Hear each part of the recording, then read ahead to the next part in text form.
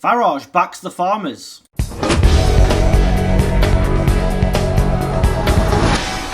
Now, we all know that Farage is from Kent. He's from a rural place himself. He obviously cares about farmers, and he also takes on, various country pursuits, shall we say, like he goes hunting, etc. Not something I'm a fan of, but each to their own. Reform UK have chosen a very clever hill to die on here with this, and I'm going to show you Farage talking to the media in a second. Talking about how Labour MPs, especially those ones, about 100 of them who are in rural seats, are very concerned, and I know that for a fact now as well. MPs now representing rural or semi-rural seats. Most of them won their seats with cigarette paper thin margins, 1,500 there, 2,000 there.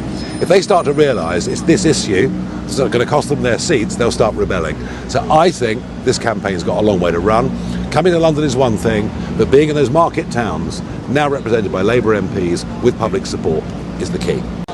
As he says, about 100 Labour MPs are in these seats. The majorities are tiny and very easily overturned, and not one single person in the cabinet, including the person who is in charge of DEFRA, rural affairs and agriculture, etc., have a rural seat. They all have city seats. That's why Steve Reed, who is in charge of DEFRA, is called City Steve, and nobody has any respect for him.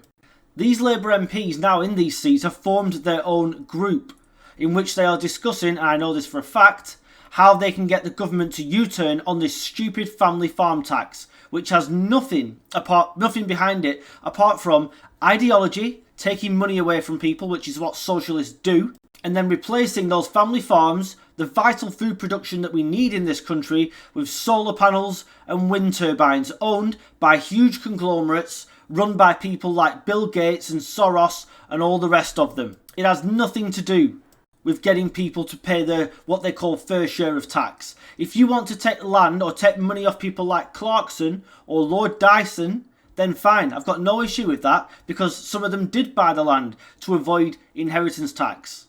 But going after regular family farmers who have farmed these lands for generations, sometimes centuries, is despicable. And Labour don't roll back, but eventually they're going to have to, sooner or later.